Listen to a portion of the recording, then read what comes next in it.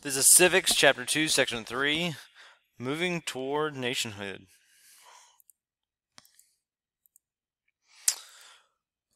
So, just to recap, England, which is across the Atlantic Ocean from the United States, was the parent country to the 13 colonies.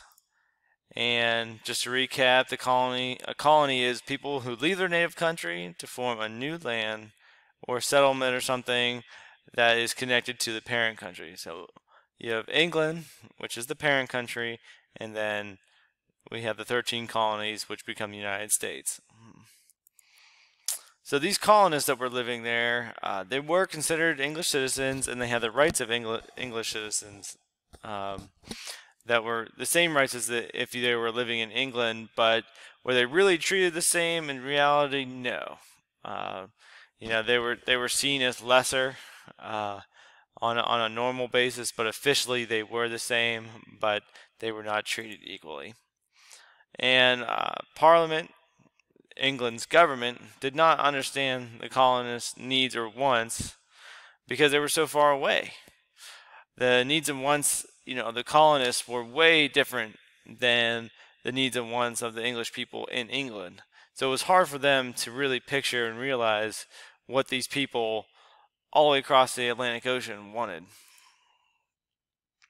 And just to be clear, British is just another word for, the English people. England, they're British, so it's just a name for them.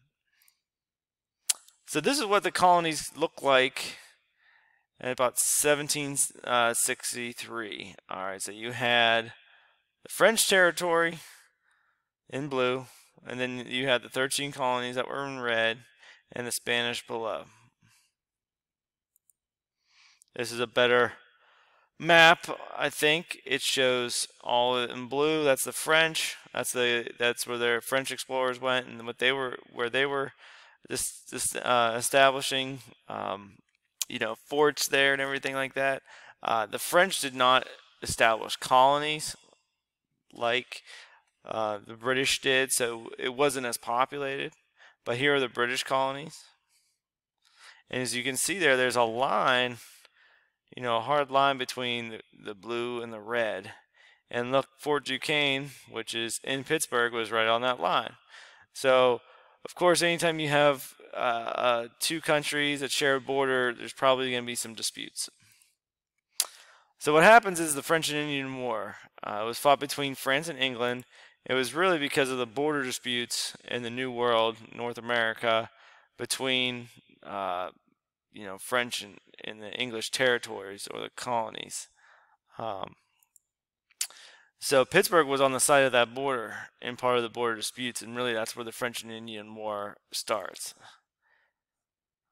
The colonists that were living in England, the English colonists, helped England fight the war. I mean, they were living there, so might as well help and expand some land. So the English were victorious, and this is the land that they stand to gain. You can see this is all the disputed area they were fighting for. So England won, and England was able to gain that new land in North America, and the colonies could start moving westward. So this is what they originally had. This is what they originally had, and this is what they gained. So good chunk of land after the war. But fighting wars is not cheap. The French and Indian War left England in a great deal of debt. You have to pay for guns and uniforms and shipping all the soldiers, so it's a lot. So to make money back for the English government, they decided, hey, let's tax those colonists over there, make them pay a little bit. We just fought on their land over there. Let's make them pay a little bit more. So just a refresher: a tax is a financial charge or some type of fee that taxpayers have to pay to the government to fund the government spending. If you guys work now, you can see in your paycheck, there's federal and state taxes that all goes to roads and everything like police. We've talked about that in previous sections. So, what the colonists are upset about is they're resisting this heavy tax because they were not getting representation in England's government. So no representatives from the colonies were being sent to England to be in the English government. So they're English citizens, but they don't have any say in the English government. So they had a problem with that. And Americans in general, even dating back to here, didn't like paying taxes. We still don't like paying taxes. So they wanted this no taxation without representation. If you're going to tax us, we want representation in government. And then Parliament ignored all these protests and forced the colony to pay their taxes, or else they'd be imprisoned. So it all started with the Stamp Act. With these new taxes, the first one was the Stamp Act. It's a legal, any kind of legal document printed in the New World must bear this stamp, and you had to pay the government to have the stamp. So it's this useless thing. It was just something that the government could easily tax you on. There's still a lot of these goofy things today, but you had every legal document had to have the stamp, and then you had to pay a tax on it to the English government. So the colonists weren't too big a fan about that. And then we had the Townshend Acts. These were harsh taxes. So pretty much it taxed all the imported goods, all the goods coming in to the colonies. So it just rose those. It was glass, lead, all kind of things were just anything that was coming into the colonies, they were taxed heavily. And the British soldiers could search a ship at any time looking for these smuggled goods. So these Townshend Acts did not make the colonies happy, especially because the colonies did not make anything really. They more had the natural resources such as wood, and minerals, iron. The colonies had this. They didn't actually make anything. That's where England came in, and other countries. They were industrialized, and they could actually make a finished product. And then there was the Tea Act. And to give a little history about tea, it became really popular during this time. It was something that the British and the colonists kind of followed after the British, that they just really loved to drink a lot of, and they still do today. We think of the English people as tea drinkers. It's just part of their day, and it was kind of a necessity. So this Tea Act that was passed, it set up pretty much a monopoly on the tea that the colonies could buy, and they really could only buy from the English government. And so these colonial merchants that would bring in tea from other places pretty much lost their business, and so they were pretty mad about this. So the Boston Tea Party happened. And during this Boston Tea Party, it happened in Boston Harbor in Massachusetts, December 16, 1773, in response to this Tea Act.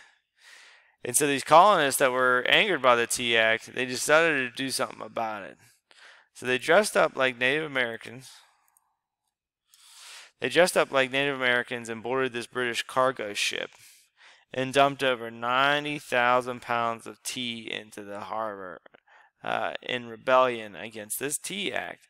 That's a lot of tea. That's a lot of money in tea. And, they were dressed up as Native Americans, but everybody knew that they were just the colonists. So England wasn't going to take this insubordination sitting down. Like, this was a direct slap in the face to the English government and their power. So they started these intolerable acts. They needed to punish these rebel rousers, especially in Boston. So what they did, these intolerable acts, they closed the harbor in Massachusetts, until they paid back the money for the tea that they destroyed. So nothing could come into Boston Harbor until, meaning they couldn't make any money off of any goods or get any goods until they paid back the money for the tea. Now the British could do this because they had a navy and they could blockade the harbor. And they also forced colonists to house British soldiers. Before, it was kind of a weak law that the colonists had to set up some kind of housing for soldiers. The soldiers were obviously necessary to protect the colonists. They were there to protect them from Native Americans and help keep law and order in towns. But the colonists weren't the best at housing them, so this forced them to house the British soldiers. And this really is important because it's actually in the Declaration of Independence, in the U.S. Constitution, that the government cannot force you to quarter soldiers or house them.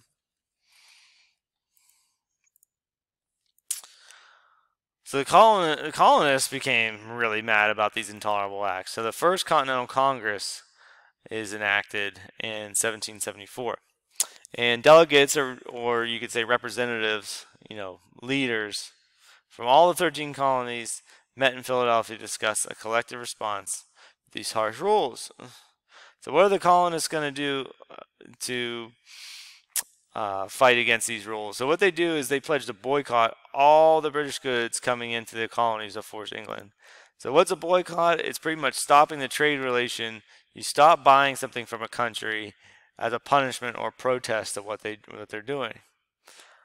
So the colonies were probably the biggest buyer of British goods. So it really did hurt them that the colonists weren't buying their goods anymore.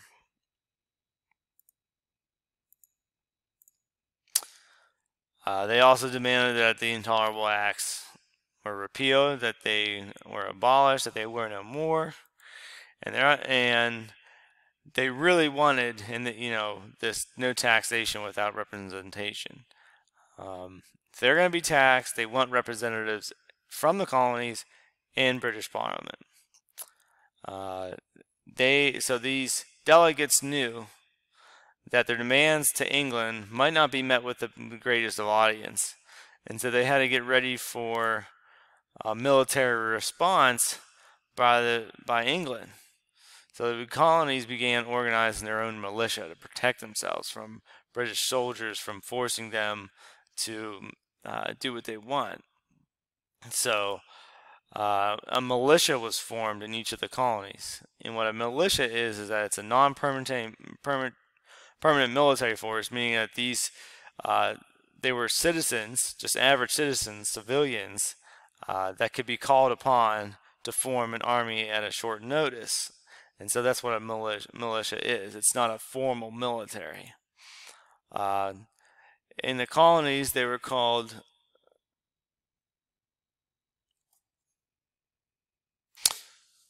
Minutemen, that formed up these militia because they could be ready in a minute's notice at any time that they were called. As you can see here, he's telling them, hey, there's a battle over there, or you are needed, and they go grab their guns, and away they go. And that concludes Chapter 2, Section 3. And the next chapter we'll be discussing the roots of a revolution and the start of the Revolutionary War.